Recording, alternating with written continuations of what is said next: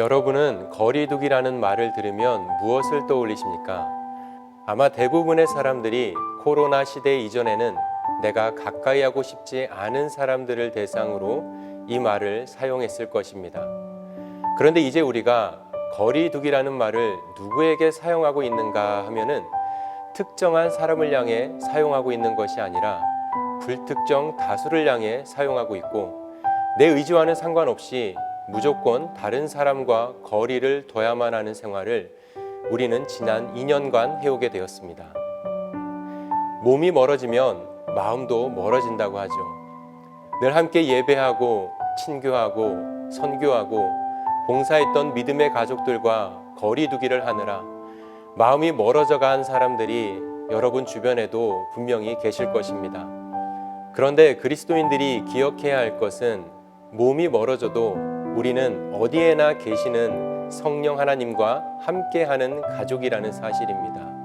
다시 말하면 믿음의 형제 자매들은 상황에 따라 육신의 거리두기는 해야 할지 몰라도 한 성령 안에서 거리두기를 할 필요는 없다는 것입니다. 그리고 두말할 것도 없이 영이신 하나님과도 우리는 거리두기를 할 필요가 없습니다. 지금 여러분은 하나님과 거리두기를 하고 계십니까? 아니면 하나님을 늘 가까이 모시고 살고 계십니까? 다윗이 세운 찬양 대장 아삽이 이런 고백을 합니다. 하나님을 가까이 함이 내게 복입니다. 세상의 악한 자들이 형통하는 모습을 보면서 도무지 이해할 수 없었는데, 하나님의 성소에 들어가 하나님을 가까이 하고 보니 악인들은 결국에 멸망할 것임을 깨닫게 되었습니다. 그래서 하나님을 가까이 하는 것이 내게 복이라는 고백을 할 수 있게 된 것입니다. 야고보 사도 역시 하나님을 가까이 하라고 외치면서 세상과 벗된 것이 하나님과 원수됨을 알지 못하느냐? 세상과 벗이 되고자 하는 자는 스스로 하나님과 원수되는 것이라고 외쳤습니다. 세상과 거리두기를 하면 하나님과 벗이 되는 것이고, 하나님과 거리두기를 하면 세상과 벗이 되는 것입니다. 그렇게 하나님과 거리두기를 한 결과는 하나님과 원수가 되는 것입니다.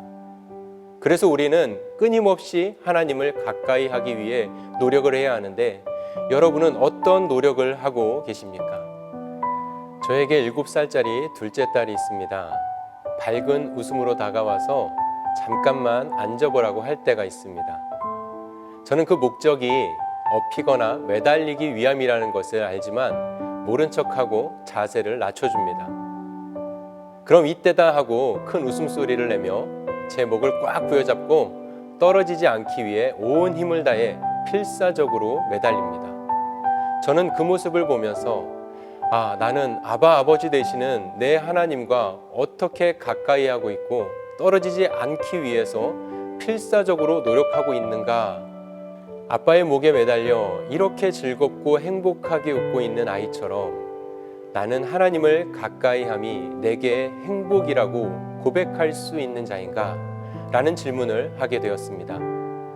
하나님께서도 이렇게 가까이 하기를 힘쓰는 자들을 간절히 기다리실 것입니다. 하나님과 거리두기를 하면 세상에 속한 행복은 잠시 얻을 수 있을지 몰라도 영원한 행복은 전혀 누릴 수 없습니다. 하나님을 가까이 함이 나에게 가장 큰 기쁨이고 행복임을 고백하며 오늘보다 내일 더욱 하나님께 가까이 다가가는 삶을 살아가는 자들이 되길 간절히 원합니다.